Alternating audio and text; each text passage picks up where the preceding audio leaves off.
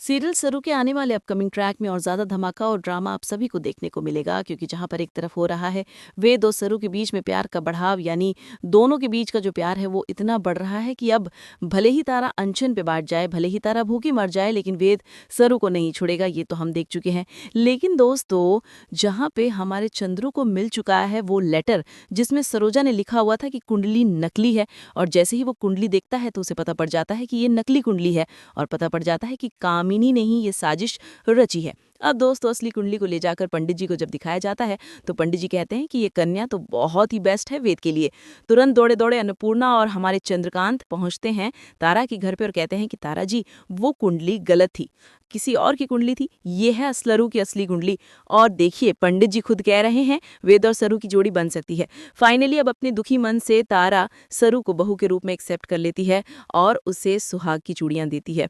लेकिन दोस्तों, वेद और सरू जब रूम में रोमांस कर रहे होते हैं तब सरू की लाल चूड़ियां टूट जाती हैं, और इस बात पे सरू को लगता है कि अब शगुन हो चुका है। लेकिन दोस्तों, वहीं पे अब वेद ने उसको दिलासा दिया है कि जब तक वो उसकी लाइफ में है सरू के साथ कोई हादसा नहीं होगा। लेकिन दूसरी तरफ जहाँ पे जो प्रिंसिपल है वो पुलिस के अंडर में है और पुलिस उसको पीट रही है सच बाहर निकलवाने के लिए। और अब फाइनली वो सच बाहर निकलने वाला है, क्योंकि अब पहुंचने वाले हैं वेद और सरी पुलिस स्टेशन। वहां जाके जब वो कहेंगे पुलिस से कि इनसे सच बाहर निकलवाया कि नहीं, तो फाइनली उसकी के सामने प्रिंसिपल साहब सच बाहर निकाल देंगे कि कामिनी, अनिका और उर्मिला ने उसे एक फंसाया था और पैसे दिए थे ये सब करने के लिए। तुरंत कामिनी, अनिका और उर्मिला को जेल में बंद किया जाता है और फाइनली दोस्तों, हमारे सरसर और वेद की एक बार फिर से जीत होने वाली है। लेकिन दोस्तों, हम देखने वाले हैं कि बजाज बिजनेस में, बजाज मैंशन में किसी को भी जेल में नहीं रहने दिया जाता।